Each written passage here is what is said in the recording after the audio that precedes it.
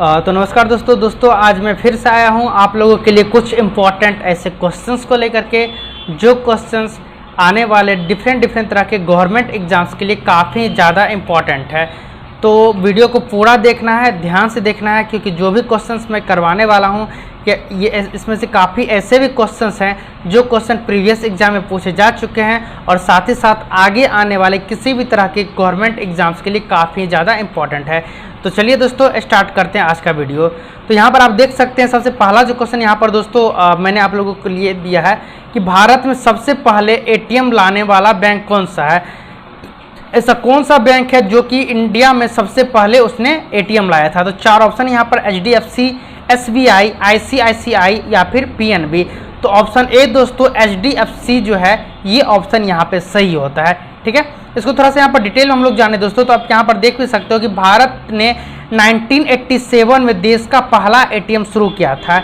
इसे मुंबई में HDFC bank की शाखा में लगाया गया था और तब से लेकर के अभी तक लाखों एटीएम मशीन दुनिया भर में लग चुके हैं, जिसका फायदा हर कोई उठा रहा है। आप लोगों को पता ही है कि अभी अगर पूरे वर्ल्ड का हम लोग बात करें तो लाखों करोड़ों की भी संख्या में एटीएम काफ़ी पूरे वर्ल्ड में लग चुका है और पेमेंट निकालने के लिए, ट्रांजेक्शन करने के लिए हमें काफ़ी ज़्यादा फिर फैसिलिटीज़ भी मिल रही है एटीएम के थ्रू।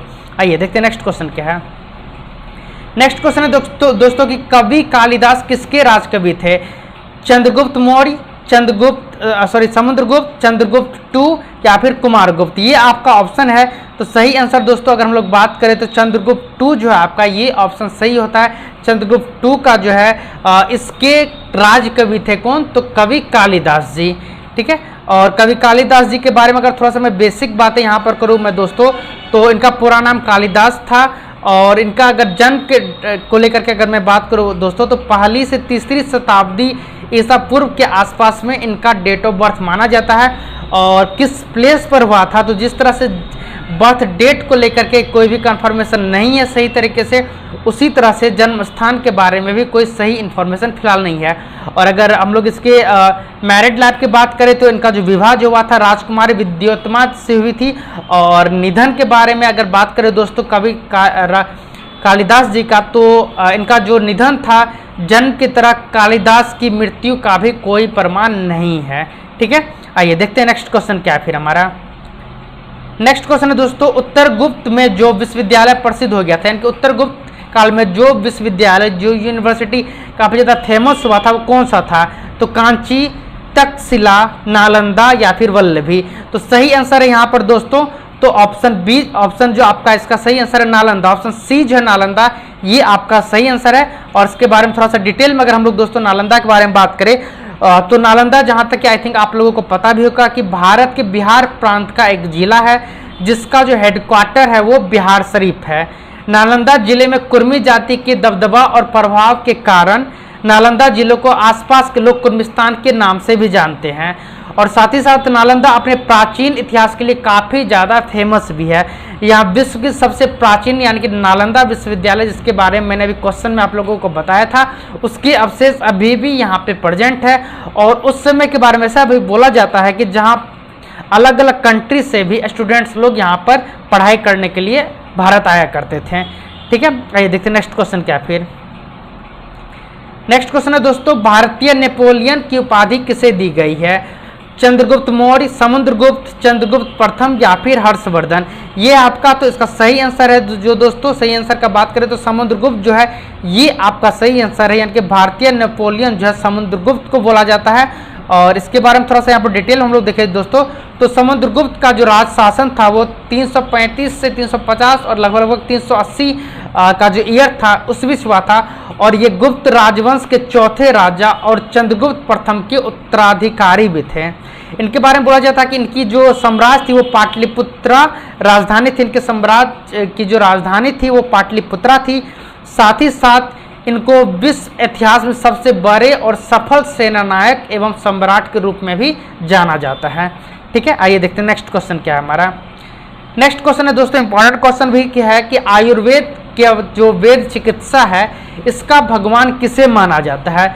तो सुश्रुत, च्यवन, धन्वंतरी या फिर चरक। तो सही आंसर दोस्तों ऑप्शन सी जो है, ये ऑप्शन आपका सही है।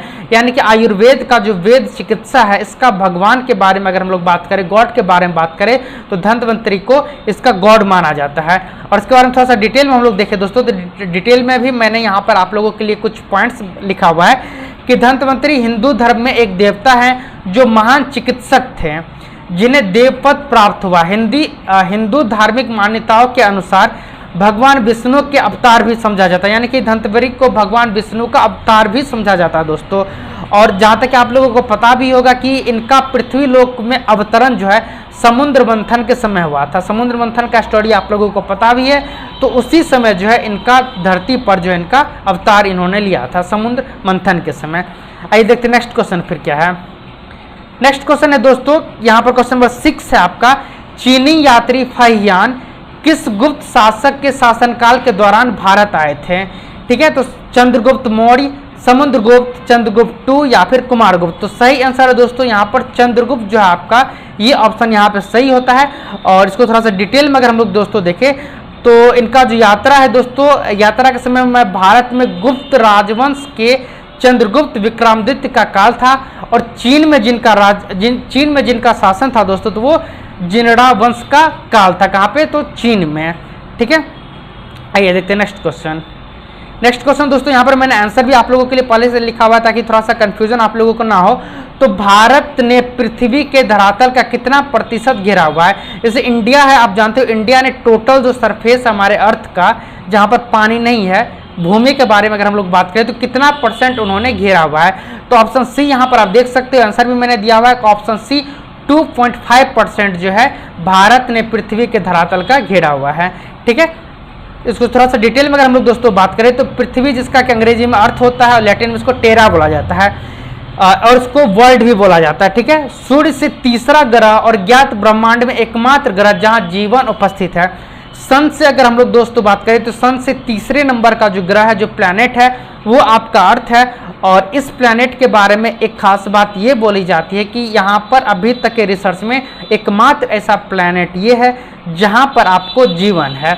और यह सौर मंडल में सबसे घना और 4 स्थलीय ग्रहों में सबसे बड़ा भी है। और अगर सौर मंडल हमारे सोलर प्लैनेट की अगर हम लोग बात करें तो उन सोलर प्लैनेट में सबसे घना ग्रह भी आपका पृथ्वी है।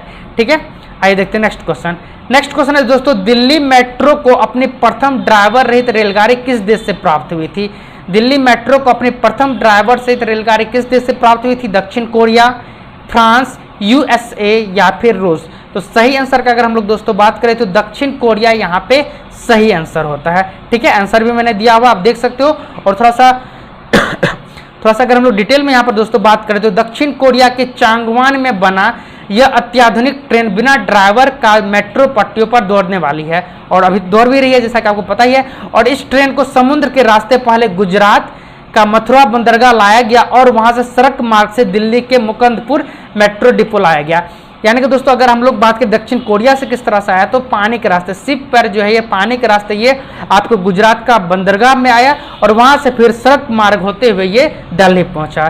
ठीक है, आइए नेक्स्ट क्वेश्चन है दोस्तों हमारा, काबिनी, हेमवती और अमरावती कौन सी नदी की सहायक नदियां हैं? तो कृष्णा, कावेरी, गोदावरी या फिर महानदी। तो ऑप्शन बी आपका कावेरी ये सही नहीं है, सही है कावेरी नदी की जो सहायक नदियां दोस्तों वो काबिनी, हेमवती और अमरावती कावेरी नदी की जो है वो सहायक नदियां हैं। इसके बारे में थोड़ा सा डिटेल यहाँ पर हम लोग दोस्तों देखें, थोड़ा सा डिटेल में यहाँ पर मैंने बताया, थोड़ा लॉन्ग है, लेकिन अगर आप इस चीज़ को सही ढंग से समझ लेते हो तो कहीं ना कहीं कावेरी नदी से रिलेटेड शायद ही कोई क्वेश्चन हो जो कि आप लोगों का कभी मिस हो। तो काफ़ी ज़्यादा यहाँ पर इंफॉर्मेटिव इन्फॉर्मेशन है, तो ध्यान से देखना है इसको। तो कावेरी कर्नाटक और उत्तरी तमिलनाडु में बहने वाली एक नदी है। साथ ही साथ यह पश्चिम घाट के पर्वत ब्रह्मगिरी से निकलती है, यानी कि ये जहाँ से इसका उद्गम है, जहाँ से निकलती है वो ब्रह्मगिरी पर्वत है। और इसका लेंथ का हम लोग बात करें दोस्तों तो अप्रोक्स 800 किलोमीटर इसका लेंथ है। साथ ही साथ दोस्तों अगर हम लोग मैं आपको एक बात बताऊं तो दक्षिण पूर्व में प्रभावित होकर कावेरी नदी बंगाल की खाड़ी में मिलती है, यानी कि जहाँ पर ये लास्ट इसका जो मिलन होता है, जहाँ पर ये लास्ट में जाकर गिरती है तो वो बंगाल की खाड़ी है। उपनदियों के बारे में अगर हम लोग दोस्तों बात करें, क्वेश्चन ये भी आ सकता है उपनदियां कौन कौन सी है, तो सिमसा, हिमावती और भवानी इनकी उपनदियां हैं। साथ ही साथ दोस्तों कुछ पॉइंट्स और भी यहाँ पर, कावेरी नदी के किनारे बसा हुआ शहर को जो हम लोग तिरुचिरापल्ली हिंदुओं का प्रसिद्ध तीर्थ स्थान भी है। और इसके पानी को लेकर के दोनों राज्यों में विवाद है। कौन सा दो राज्य? तो कर्नाटक और तमिलनाडु में इसके पानी को लेकर के विवाद भी है। इस विवाद को लोग जो है दोस्तों कावेरी जल विवाद ही बोलते हैं। अगर क्वेश्चन ये आता है आपका कावेरी जल विवाद क्या है, तो उसका भी आंसर मैंने यहाँ पे दिया हुआ है। साथ ही साथ दोस्तों कावेरी नदी पर तमिलनाडु में होकेनकल जल प्रपात और कर्नाटक राज्य में भारचुक्की और बालमुरी जल प्रपात भी अवस्थित है। ठीक है, और एक जो इंपॉर्टेंट क्वेश्चन यहाँ पर और भी बनता है दोस्तों कावेरी नदी से रिलेटेड कि क्वेश्चन यह सकता है कि दक्षिण भारत की गंगा किसे बोलते हैं? तो दक्षिण भारत की गंगा जो दोस्तों यहाँ पर कावेरी नदी को ही बोलते हैं। ठीक है, आइए देखते हैं नेक्स्ट क्वेश्चन। नेक्स्ट क्वेश्चन है दोस्तों, भारत में पंचायती राज स्थापित करने वाला प्रथम दो राज्य कौन सा है? ऐसा कौन सा दो राज्य है जो कि सबसे पहले भारत में पंचायती राज को उसने स्थापना किया था? ऑप्शन यहाँ पर आप देख सकते हो, 4 ऑप्शन है, राजस्थान, पश्चिम बंगाल, राजस्थान आंध्र प्रदेश, राजस्थान पंजाब या फिर राजस्थान और महाराष्ट्र। तो आंसर मैंने यहाँ पर दोस्तों दिया हुआ है, तो ऑप्शन बी जो आपका राजस्थान और आंध्र प्रदेश, ये ऑप्शन आपका दोस्तों यहाँ पे सही होता है। ठीक है, यहाँ पर थोड़ा सा डिटेल में अगर हम लोग बात करें दोस्तों, तो इस निर्देश के अनुपालन के लिए 1992 में संविधान में 73वां संशोधन किया गया। भारत में 24 अप्रैल को हर वर्ष राष्ट्रीय पंचायती राज दिवस के रूप में मनाया जाता है। यानी कि क्वेश्चन ये भी आ सकता है आपका कि किस डेट को पंचायती राज दिवस के रूप में मनाया जाता है इंडिया में, तो वो 24 अप्रैल है। इस संशोधन के द्वारा देश में पंचायती राज की व्यवस्था लागू की गई। ठीक है, और यह व्यवस्था त्रिस्तरीय है। कौन कौन सा वो मैंने यहाँ पर मेंशन भी किया हुआ, आप देख सकते हो। एक आपका ग्राम पंचायत हो गया, और दूसरा आपका पंचायत समिति, और तीसरा दोस्तों यहाँ पर जिला परिषद। ठीक है, ये तो दोस्तों अगर आपको आज का वीडियो पसंद आया हो तो वीडियो को लाइक कर दे और चैनल को सब्सक्राइब कर दे। मेरे चैनल पर और भी इस तरह का ढेर सारा इन्फॉर्मेशन आप लोगों को कंटिन्यू मैं देता रहता हूँ। जीके जीएस से रिलेटेड, कंप्यूटर से रिलेटेड के बाद ही जो करंट अफेयर्स से रिलेटेड क्वेश्चंस रहते हैं, करंट सिचुएशन से रिलेटेड जो अगर कोई बात होती है हमारे कंट्री में या फिर कहीं पर, तो उन सभी चीज़ों से रिलेटेड मैं कंटिन्यू अपने चैनल के माध्यम से आप लोगों को इन्फॉर्मेशन देता रहता हूँ। तो इस तरह का अगर और भी इन्फॉर्मेशन चाहिए, डिफरेंट तरह का आप लोगों को इन्फॉर्मेशन चाहिए, तो बिल्कुल चैनल को सब्सक्राइब कर दें, और ये वीडियो पसंद आया हो इसको लाइक भी कर दें। तो मिलते हैं दोस्तों हम लोग अपने नेक्स्ट वीडियो में।